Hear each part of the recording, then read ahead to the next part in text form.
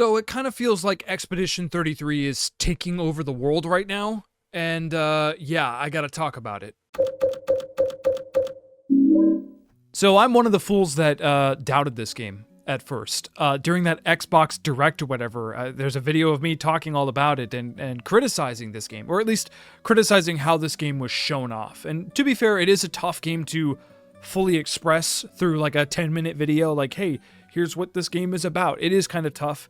They were definitely showcasing the RPG elements of it all and sort of how much it harkens back to like JRPG stuff. And don't get me wrong, that stuff is really, really cool in this game. But for me, it's the identity of the game that I've been enjoying so much of. So I've played a bit of Expedition 33. I'm about 7.5 hours in, 7-ish hours in. I'm not too far. I'm not going to be spoiling anything here. This is just a general first impressions kind of video here.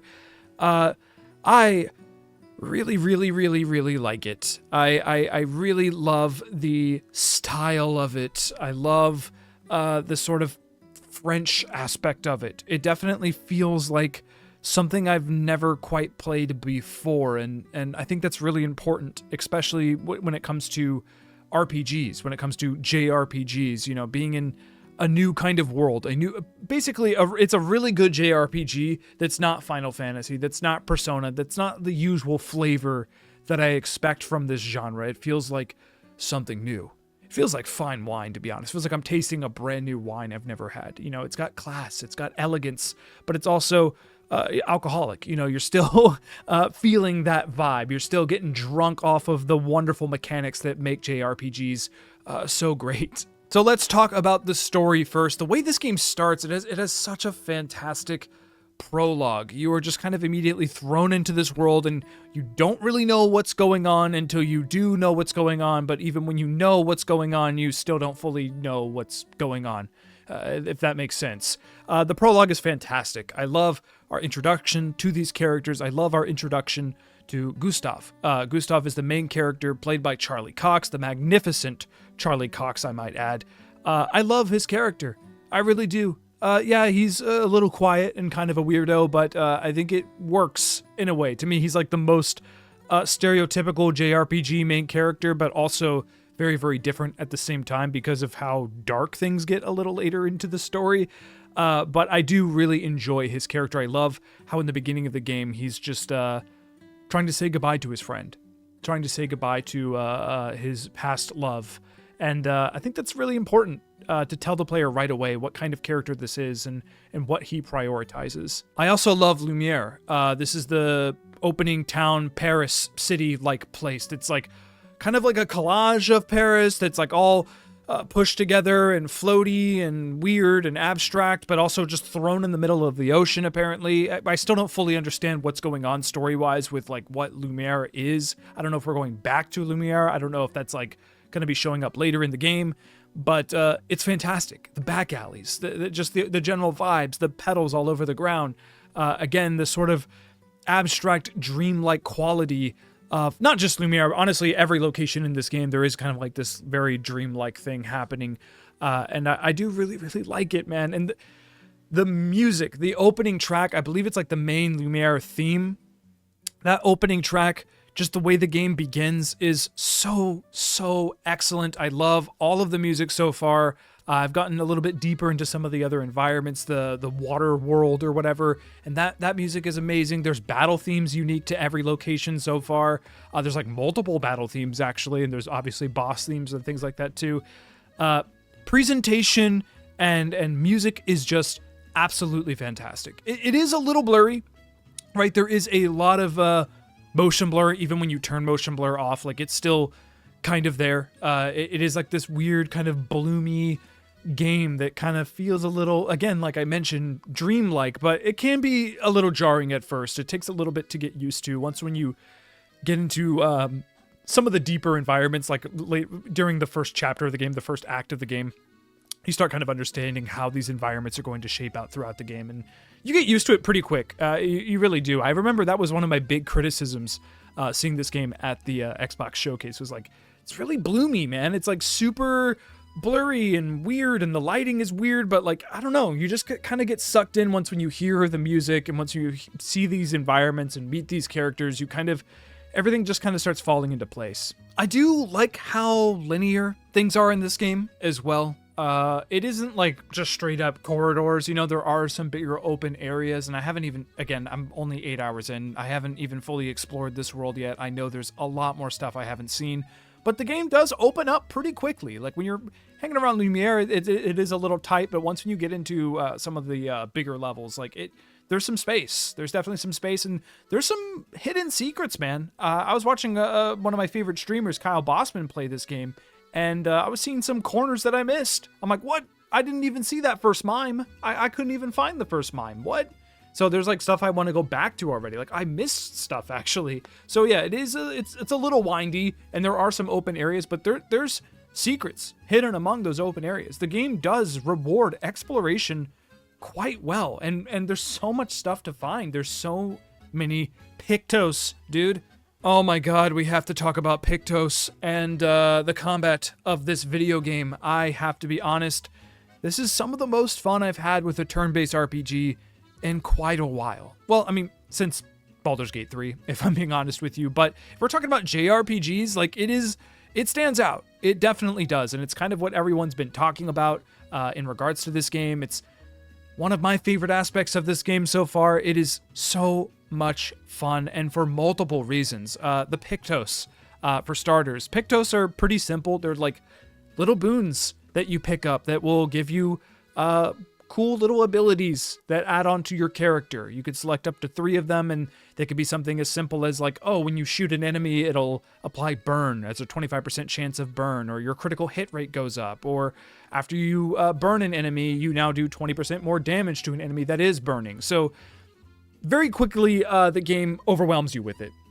Very quickly, they just start throwing Pictos at you immediately. You're finding them in every single corner. You're getting them from fighting harder enemies. You're just getting them constantly. And I've heard complaints that, you know, some people don't like that.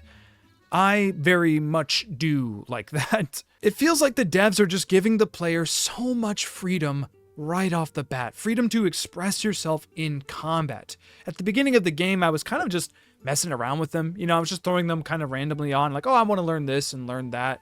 But later you start realizing that these things can combo off of each other. Like I have one character that applies burning, and then another Pictos where I'm doing 25% extra to any enemy that is burning. So I'm like, okay, so these characters need to have these now. Now I'm doing extra damage. But there's so many like that. And again, you can select 3 per character. You can learn these abilities, and then you have Lumina, and the Lumina is like sort of your currency to unlock these abilities. It is a lot. It is a lot. Don't get me wrong, but it's just so much fun to have that freedom right off the bat. It feels like something that would be in a late game JRPG. You know, it feels like late game Final Fantasy stuff, but at the beginning of the game. Like at the beginning of the game, I'm already overwhelmed with how much freedom the game is giving me. And there's way more stuff. I've seen some insane builds, people doing millions of damage somehow. Like it gets crazy. And very quickly, yeah, the game is giving you that freedom and giving you all of those tools, but the game is really difficult.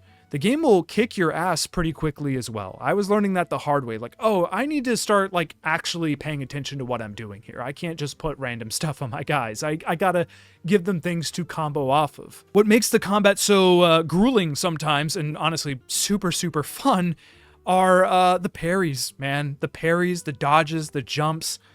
It is extremely rewarding in combat when you land a parry. It is very difficult. The timing is crazy. It took me a very long time to start nailing them. It really did. It took me a good couple of battles before I was landing them successfully. But oh my goodness gracious, when you are like, you have this much health, one more hit and you're dead, one more hit and the enemy's dead, it's the enemy's turn. If you do not dodge this attack or parry this attack, it's game over. And then you do parry or you do dodge, like it just creates these super fun clutch moments within basic combat, man. And gosh, it is just goosebumps, man. Like straight up, it is my favorite part about this game. I absolutely love the parries. I love the quick time things. as well, getting the extra damage with all your abilities, with all your spells and stuff. There isn't like really spells, honestly. There's not like a traditional magic system in this game. There's just abilities and then your main attack, and it simplifies things where it needs to be simplified, and then it goes crazy for things that need to be crazy, you know. And it just feels like JRPG fans making a JRPG. It's like, we learned this from Final Fantasy, we learned this from Persona, there's this stuff here, and like it just all kind of melds so well, man. It is crazy. And again, I am very early in the game. I haven't fought like a super tough enemy yet. There was a couple run-ins here and there, some optional little mini bosses that again kicked my ass, but I haven't gotten into like the crazy stuff yet. You know, I haven't even fought like a big story boss yet. So yeah, I don't really know how tough this game is going to get. I'm not someone that's like good at parries in video games. I'm not like a Sekiro fan, really. So like for me to get land a parry is a big deal. Like I'm landing parries and I feel good about it. So we'll see if I continue to feel that way throughout it. But so far, it's electric, man. The combat feels like fucking electric. And it's like I look forward to fighting enemies. And like you're fighting jobbers, just random enemies. And like, yeah, that sounds boring, but like now I'm learning. I'm learning their weaknesses, and I'm learning how to parry their attacks. And then you fight a bigger version of that jobber, or like a more strong version of that jobber. And it's like, well, I already learned on the weaklings. I know what to do. I know how to parry this attack. And you're just like, every time you're in a new area, it's like, okay, so now we got to learn these guys' attacks and learn what their weaknesses are. And that's a lot of fun. To make fighting random encounters super fun, that's a big deal. Again, it feels like something that a JRPG fan said, hey, how can we make just random encounters more fun in this video game? And they did it. They did it so well. I swear, I'm not just glazing, all right? I do think that this is a special video game. And again, I've only played 7 hours-ish.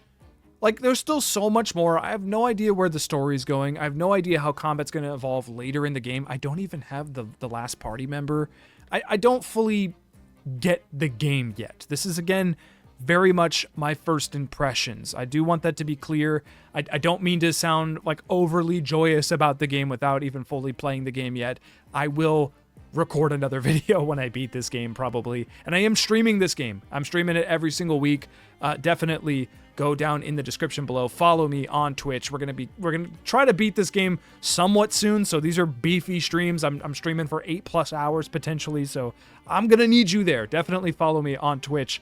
But yeah, so far, I think it's excellent. I really do. And I can't believe how much of a doubter I was. I mean, everyone was. No one thought that this game was going to be this good. And it just kind of came out of nowhere. And it's a fantastic get for Game Pass. Like, holy moly. Microsoft definitely picked a good team here. I think this game already sold over 1 million copies in its like first week, which is insane for any RPG, to be honest with you. So Sandfall, like they're popping champagne bottles right now, and that feels so good. Like I can't wait to see what the studio does next. They're saying DLC might be in the cards. Like, is this Clair Obscur? Is this a franchise now? There's a live action movie coming. Don't even get me started on that. I'm not sure how I feel about that. But this is a big deal. It feels like a momentous time in gaming to see like a brand new JRPG from a smaller studio, right? This is a AA studio, plus 30 people. It's insane. Like it truly is such a great moment for RPG fans and just for gaming in general. I do. These moments are few and far between, and I definitely want to appreciate it when it happens. Thank you so much for watching today's video. I greatly appreciate it. Thank you for liking and commenting, and be sure to subscribe and check out more content of mine down in the description below. And until next time, party on.